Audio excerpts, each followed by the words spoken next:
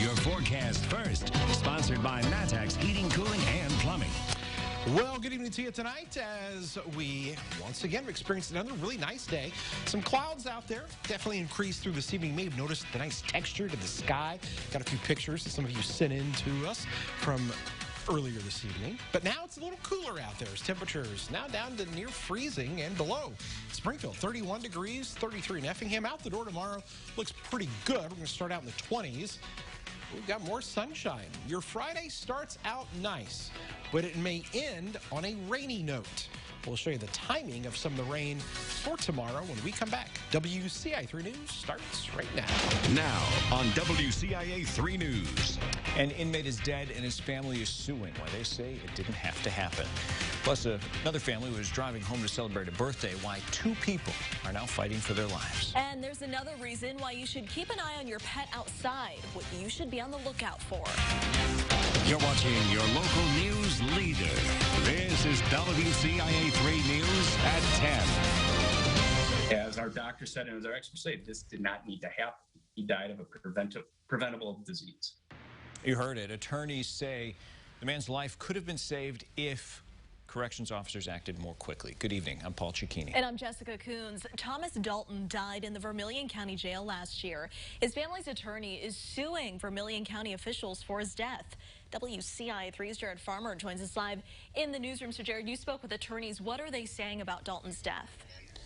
Jessica, the coroner's office confirmed that he died of pneumonia, but his attorneys are saying he would have lived if he wasn't denied a medical attention. They say negligence on the county jail's end is what really cost him his life.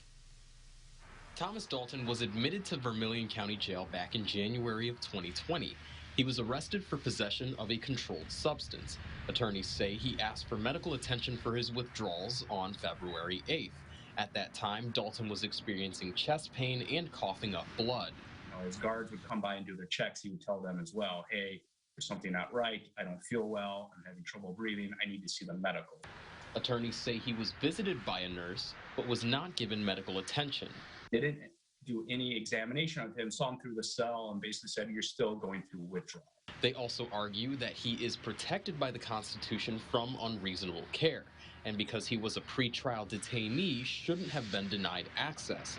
His symptoms continued to worsen until he finally passed away later that month. As our doctor said and as our experts say, this did not need to happen. He died of a preventable disease. He is survived by his child and fiance. We've reached out to the Vermilion County Sheriff's Office, but they have not responded for comment. Live in the newsroom, I'm Jared Farmer, WCIA 3, your local news leader. All right, Jared, thank you so much. This is not the only time the Vermilion County Sheriff's Office has dealt with something like this. Back in 2018, the jail faced controversy over the death of Jamie Moore. Correctional officers got into an altercation with Moore, who suffered blunt force injuries that caused fatal cardiorrhythmia. He died a few hours later. No officer was charged in his death. A Springfield police officer accused of misconduct was in court today. Taylor's staff is charged with sexually assaulting 2 women in custody and harassing a third. One woman says he inappropriately touched her while she was detained. Another woman called police to her home for a domestic violence case. She says staff left, then returned to ask her to expose herself. Prosecutors say staff also forced a woman in custody to have sex with him in exchange for a ride home. State police launched an investigation after several other Springfield officers reported staff for misconduct. Springfield police, they respond appropriately.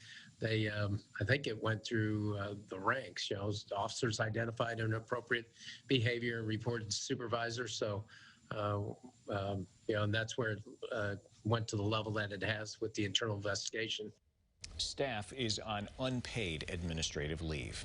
Now for a follow-up, a man facing charges for shooting at deputies was in court again. Investigators say John Bennett led deputies on a chase from Urbana to Vermilion County on Sunday. Today, a psychiatrist was appointed to meet with him because of how he's been acting in court. Tuesday, he wouldn't even go inside the courtroom. On Wednesday, he wouldn't communicate with the judge. The psychiatrist will evaluate whether he's fit to stand trial. One person was shot in Springfield this afternoon. This happened at South 6th Street and Princeton Avenue.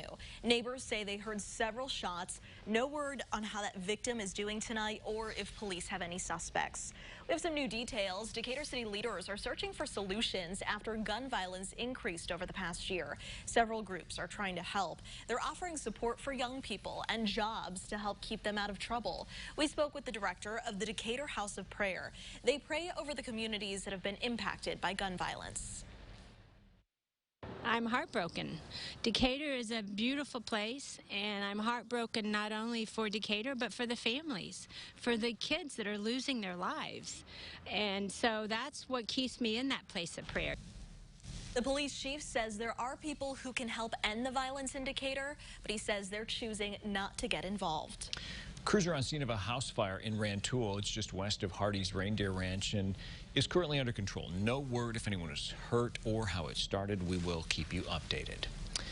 A young couple is in the hospital after a crash in Moultrie County. Happened Tuesday at 2200 North and 1600 East near Arthur. Family says a couple was heading home with their daughter when they were hit by another car. WCIA 3's Bryce Beeman joins us. So Bryce, you spoke with the victim's family. What'd they say?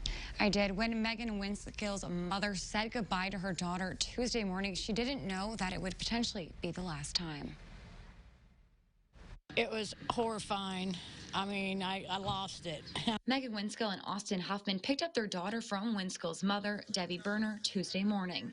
She says they were heading home to celebrate Huffman's birthday when they were hit by another driver.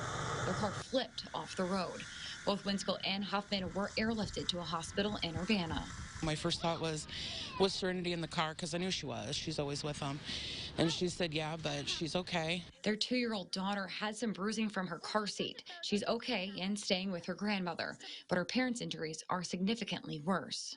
They wake her up a little bit, and, she opened up her eyes today, and she's moved her, arms and her legs. Winskill has a fractured neck and ribs, laceration on her spleen, and a broken arm. She will need surgery for her neck and arm. I want her to heal as best as she can and just get back to us.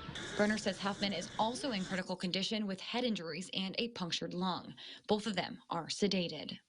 I'm just ready for her to wake up so I can talk to her and be like, what's going on? You okay? Stuff like that. Both of them are fighting for their lives. Knowing the fact that she's been moving her hands and arms and that she's fighting some of the tubes just reassures me that she's going to be a fighter like she always is.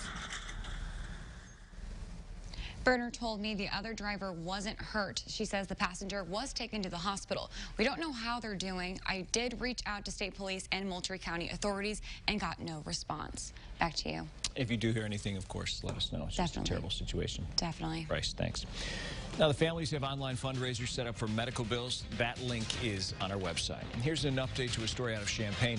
We've told you drivers are parking in the center turn lane of Green Street in Campustown. The city now says it's had enough. Starting tomorrow, it's putting up barricades in the center lane between 4th Street and Wright and removing the pickup zones that were temporarily set up for takeout. Patrols will be increased in the area, and drivers who continue to break the law will be ticketed, towed, or both. Switching now to the latest on the coronavirus, more than 1,800 cases were announced today. 32 more people have died since yesterday. State's positivity rate is now down to 2.7%. As for Region 3, area in red there, its positivity rate is 2.7, but 81% of ICU beds there are currently being used. Region 6, the area in yellow, has a positivity rate of 3.1%. 53% of their ICU beds are being used. Vaccines may be out and available, but healthcare workers and state leaders still want people to get tested for COVID. Saliva testing is being done at St. Mary's in Decatur. That's part of U of I's SHIELD program. Senator Chapin Rose toured the facility today. Right now, testing is being offered for universities like EIU and Millikan. It's not open to the public, but Senator Rose hopes more testing like this can be done throughout the community. Testing is the key to resuming activity. We need SHIELD all over the state. We need it not just in Decatur, not just in Champaign. We need it in nursing homes. We need it in schools.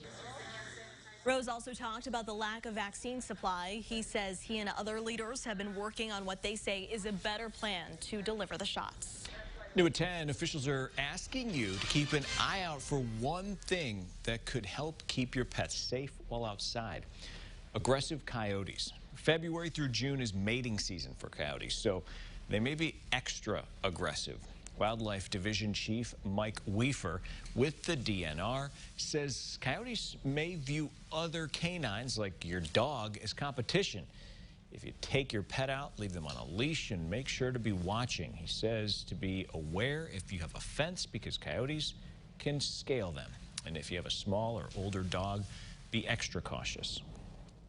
Coyotes are wonderful at reading body language, and they can tell that that animal is going to be more vulnerable, and it makes it more attractive. Since coyotes are good at reading people, Weafer says if you come across one, make a lot of noise and wave your arms. If a coyote is lingering in your yard, don't be afraid to call animal control. They protect and serve our community. How first responders were honored tonight. Plus, Ao DeSumo isn't a senior. We'll tell you why he was honored during senior night tonight. And today, high temperatures were a little bit cooler than we've had as of late, but still above normal. 46 degrees for the high temperature. Too bad it wasn't 72 like it was on this day 21 years ago in 2000. All right, when we come back, a little rain to tell you about for Friday. We'll time it out and talk about the great weekend. Mild temperatures coming up.